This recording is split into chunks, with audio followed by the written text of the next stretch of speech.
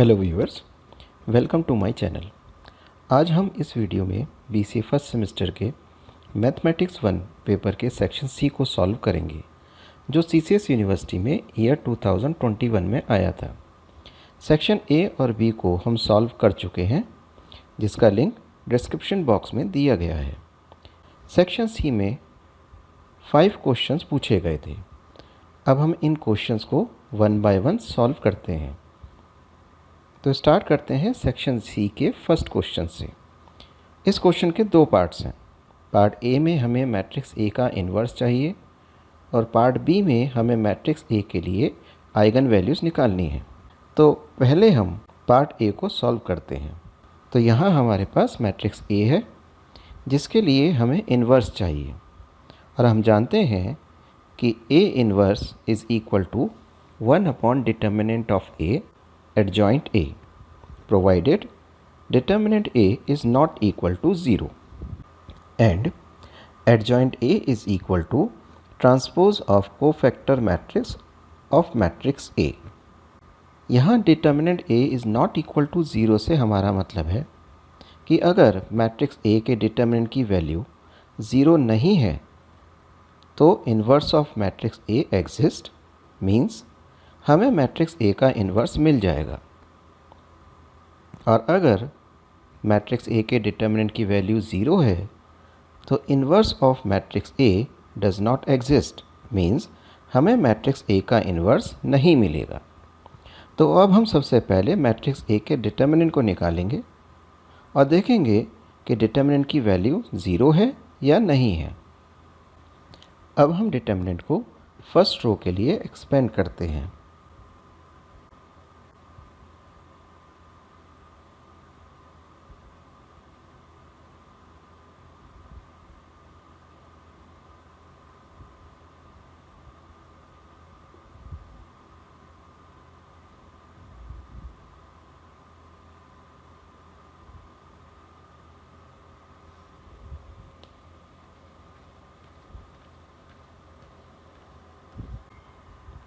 तो एक्सपेंड करने के बाद हमारे पास डिटर्मिनेंट की वैल्यू 5 आती है, जो कि एक नॉन ज़ीरो वैल्यू है।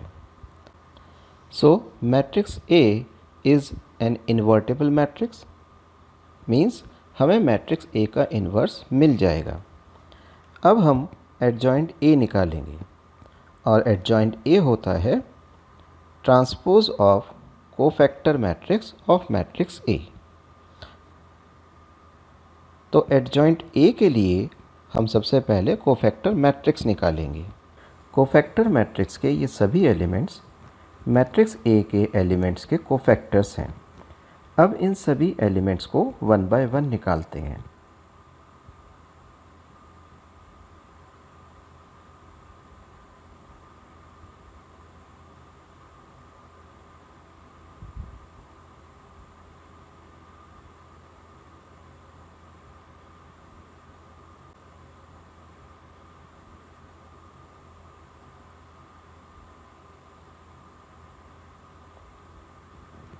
तो गिवन मैट्रिक्स की कोफैक्टर मैट्रिक्स है।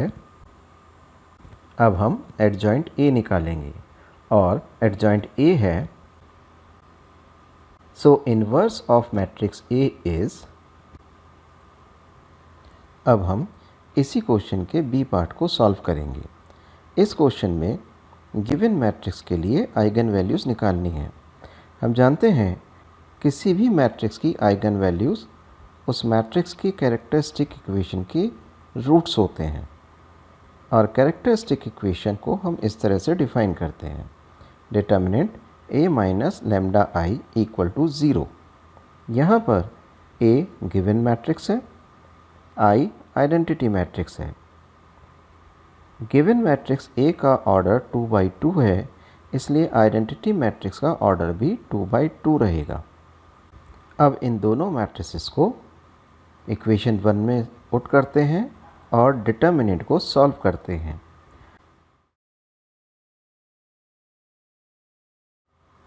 तो डिटर्मिनेंट को सॉल्व करने के बाद हमारे पास मैट्रिक्स ए की कैरेक्टरिस्टिक इक्वेशन है lambda square minus 7 lambda plus 6 is equal to 0।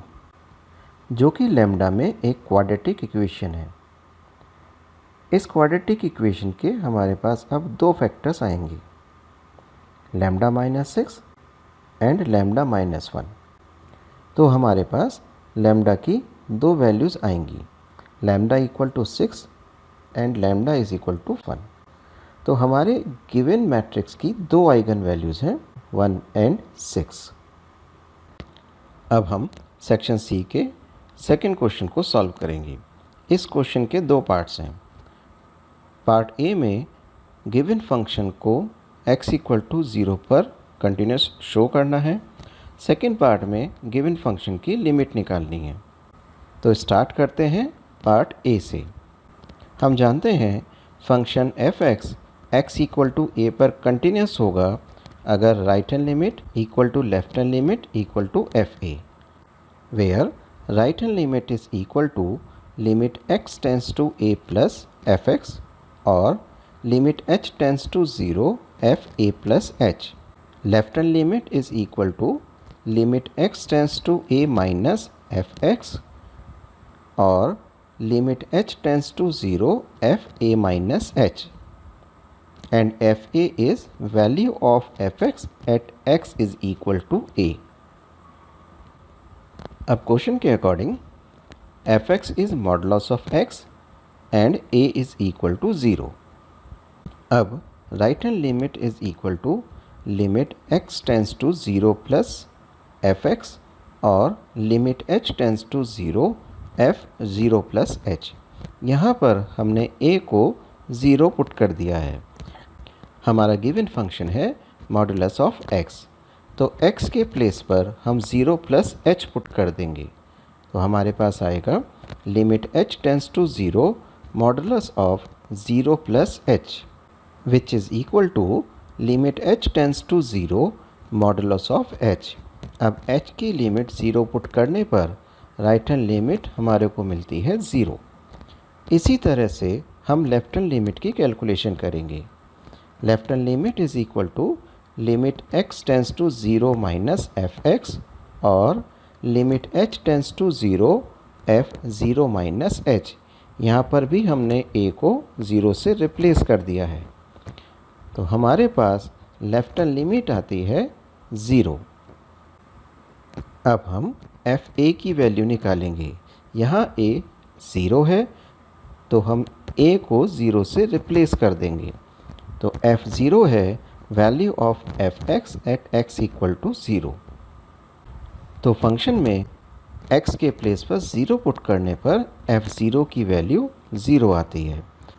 अब हमारे पास right hand limit, left hand limit और f0 इन तीनों की वैल्यू सेम है। Means right hand limit equal to left hand limit equal to f0।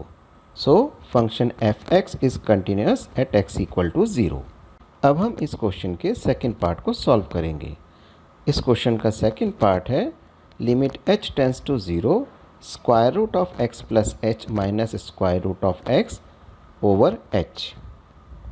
अब हम सबसे पहले चेक करेंगे कि फंक्शन में h इक्वल टू 0 पुट करने पर क्या हमारे पास कोई डेफिनेट फाइनाइट वैल्यू आएगी या नहीं। इसके लिए हम फंक्शन में h के प्लेस पर 0 पुट करते हैं। तो 0 पुट करने पर हमारे पास 0 बाई 0 फॉर्म आती है जो कि एक इनडिटर्मिनेट फॉर्म है, यानी कि हमारे को कोई फाइनाइट वैल्यू नहीं मिल रही है। अब इस इनडिटर्मिनेट फॉर्म को सॉल्व करने के लिए न्यूमरेटर और डिनोमिनेटर में square root of x plus h plus square root of x की मल्टीप्लाई करते हैं और सॉल्व करते हैं।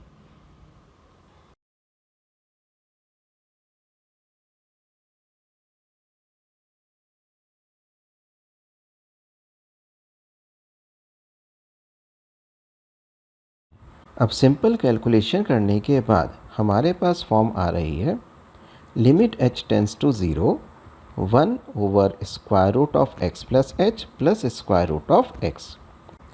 अब हम इसके अंदर लिमिट को यूज़ करेंगे। लिमिट है h टेंस टू 0, तो अब हम यहाँ h के प्लेस पर 0 पुट कर देंगे और लिमिट को हटा देंगे। तो h को 0 पुट करने के बाद हमारे पास रिज़ल्ट आया है 1/2 स्क्वायर रूट ऑफ x। अब हम सेक्शन सी के थर्ड क्वेश्चन को सॉल्व करेंगे। इस क्वेश्चन में भी दो पार्ट्स हैं।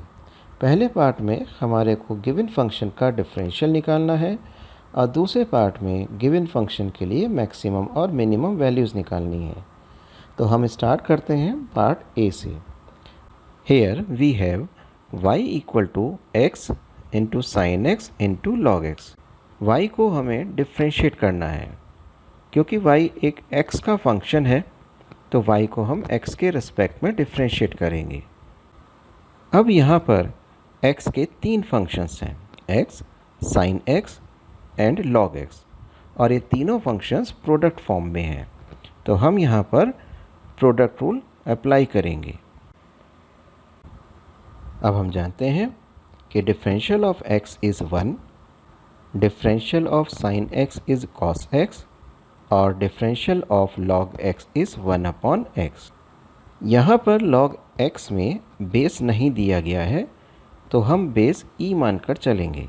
मीन्स हम डिफरेंशियल यूज़ करेंगे log x बेस e का, जो कि होता है 1/x।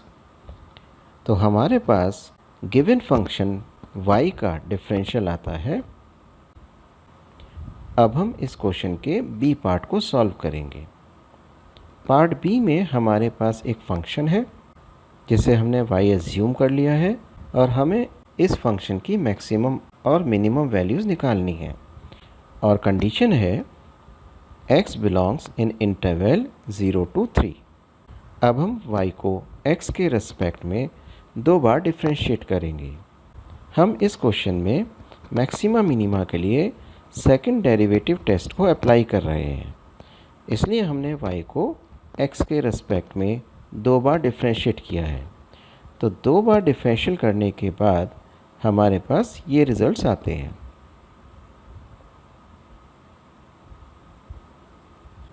अब हम मैक्सिमम और मिनिमम वैल्यू के लिए dy/dx को 0 के इक्वेट करते हैं और x के लिए सॉल्व करते हैं।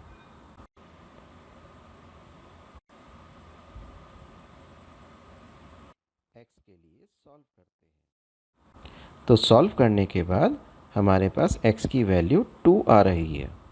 अब हम चेक करेंगे x इक्वल टू 2 पर हमारा फंक्शन मैक्सिमम है या मिनिमम। इसके लिए हम x इक्वल टू 2 को अपने डबल डेरिवेटिव में मीन्स d2y/dx² में पुट कर देते हैं। तो पुट करने के बाद डबल डेरिवेटिव की वैल्यू 72 आई है, जो कि एक पॉजिटिव नंबर है। इसका मतलब है कि x इक्वल टू 2 पर y means given function minimum है। क्योंकि x इज़ इक्वल टू 2 पर y मिनिमम है, इसलिए अब हम x इज़ इक्वल टू 2 पर y की मिनिमम वैल्यू फाइंड करेंगे और इसके लिए हम y में x के प्लेस पर 2 पुट करेंगे और सॉल्व करेंगे। तो सॉल्व करने पर y की मिनिमम वैल्यू -39 आती है। अब क्वेश्चन के अकॉर्डिंग हमें फंक्शन की maximum and minimum value given interval में सर्च करनी है। तो अब हम फंक्शन की वैल्यू गिवन इंटरवल के एंड पॉइंट्स 0 और 3 पर भी निकालेंगे। सॉल्व करने पर x इज़ इक्वल टू 0 पर y की वैल्यू 25 है और x इक्वल टू 3 पर y की वैल्यू 16 है। अब इन तीनों वैल्यूज़ में y की मिनिमम वैल्यू -39 है, जो कि हमें x इज़ इक्वल टू 2 पर मिली है, और y की मैक्सिमम वैल्यू 25 है, जो हमें x इज़ इक्वल टू 0 पर मिली है। अब हम सेक्शन सी के फोर्थ क्वेश्चन को सॉल्व करेंगे। इस क्वेश्चन में भी दो पार्ट्स हैं। इन दोनों पार्ट्स में हमें गिवन फंक्शन को x के रिस्पेक्ट में इंटीग्रेट करना है। तो हम स्टार्ट करते हैं फर्स्ट पार्ट से। इस पार्ट में हमें x² sin x को x के रिस्पेक्ट में इंटीग्रेट करना है। क्योंकि x² sin x के दो फंक्शंस हैं और प्रोडक्ट फॉर्म में है, तो अब हम यहाँ इंटीग्रेट करने के लिए इंटीग्रेशन बाय पार्ट्स रूल को अप्लाई करेंगे। ये रूल हम सेक्शन ए में क्वेश्चन नंबर 4 में पहले भी अप्लाई कर चुके हैं। तो अब हम इस रूल को अप्लाई करने के लिए x² को फर्स्ट फंक्शन और साइन एक्स को सेकंड फंक्शन मानेंगे और रूल को अप्लाई करेंगे। तो according to the rule, first function integral of second function minus differential of first function integral of second function और इस रिजल्ट का फिर इंटीग्रल। तो जैसा कि हम जानते हैं कि integral of sine x is minus cos x and differential of x square is 2x। तो हमारे पास रिजल्ट आता है minus x square cos x plus 2 integral of x cos x D x. अब यहाँ पर x cos x का हमें x के रेस्पेक्ट में इंटीग्रल करना है। तो यहाँ पर हम इंटीग्रेशन बाय पार्ट्स रूल को दोबारा अप्लाई करेंगे क्योंकि x cos x product form में है। तो इस रूल को अप्लाई करने के लिए हम x को फर्स्ट फंक्शन और cos x को सेकंड फंक्शन मानेंगे और हम अब रूल को अप्लाई करेंगे।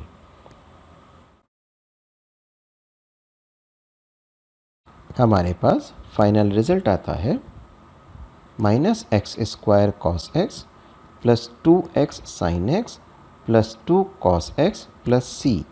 यहाँ पर c एक इंटीग्रेटिंग कांस्टेंट है। अब हम इस क्वेश्चन के सेकंड पार्ट को सॉल्व करेंगे।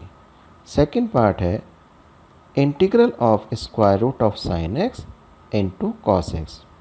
इस इंटीग्रल को सॉल्व करने के लिए हम सब्स्टिट्यूशन मेथड इस इंटीग्रल को सॉल्व करने के लिए यहाँ पर हम साइन एक्स को t एज्यूम कर रहे हैं और फिर डिफ्रेंशिएट करते हैं। तो डिफरेंशियल के बाद हमारे पास रिजल्ट आता है cos x dx is equal to dt। अब इन सब वैल्यूज़ को अपने इंटीग्रल में सब्स्टिट्यूट कर देते हैं। तो सब्स्टिट्यूट करने के बाद हमारा इंटीग्रल है integral of t power 1/2 dt। अब हम जानते हैं कि integral of x power n is x power n plus 1 over n plus 1 plus some constant. तो इस रिजल्ट को अप्लाई करने के बाद हमारे पास रिजल्ट आता है 2/3 t power 3/2 plus some constant. अब t हमारे पास साइन x है तो t को हम साइन x से रिप्लेस कर देते हैं। तो हमारे पास फाइनल रिजल्ट है 2/3 sine x power 3/2 plus c, जहाँ c एक इंटीग्रेटिंग कांस्टेंट है। अब हम सेक्शन सी के लास्ट क्वेश्चन को सॉल्व करेंगे। इस क्वेश्चन के भी दो पार्ट्स हैं और दोनों पार्ट्स वेक्टर पर बेस हैं। फर्स्ट पार्ट में हमें गिवन वेक्टर्स को कॉप्लेनर प्रूफ करना है और सेकंड पार्ट में पैरेललोग्राम का एरिया निकालना है जिसकी साइड्स को दो वेक्टर्स के द्वारा रिप्रेजेंट किया गया है। तो अब हम फर्स्ट पार्ट को सॉल्व करेंगे। मान लेते हैं कि ये तीनों vectors vector A, vector B and vector C हैं। अब हम जानते हैं कि तीन vectors vector A, vector B और वेक्टर सी कॉप्लेनर होंगे अगर bracketed vector A, vector B, vector C equal to 0।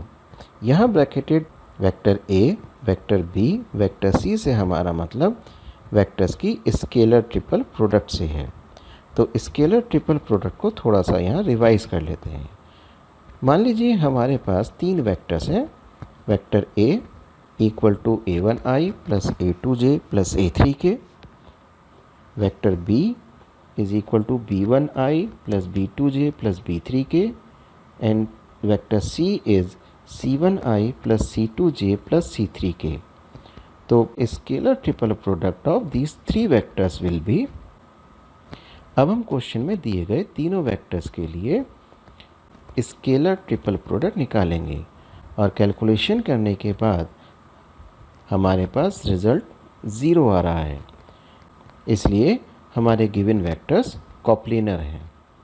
अब हम इस क्वेश्चन के सेकंड पार्ट को सॉल्व करेंगे। सेकंड पार्ट में हमें पैरेललोग्राम का एरिया चाहिए। इस पैरेललोग्राम में दो एडजेसेंट साइड्स दी गई हैं जिन्हें वेक्टर ए, वेक्टर बी से रिप्रेजेंट किया गया है।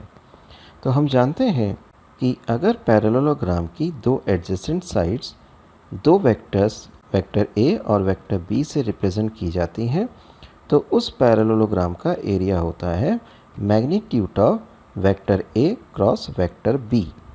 तो अब हम सबसे पहले वेक्टर ए और वेक्टर बी की क्रॉस प्रोडक्ट निकालेंगे। तो वेक्टर ए और वेक्टर बी की क्रॉस प्रोडक्ट है 8i minus 10j plus 4k। अब हम इस वेक्टर का मैग्नीट्यूड निकालेंगे। तो vector A cross vector B का मैग्नीट्यूड हमारे को 6√5 मिलता है, जो कि पैरेललोग्राम का एरिया है। उम्मीद है आपको ये वीडियो पसंद आई होगी। कमेंट बॉक्स में लिखकर ज़रूर बताएं।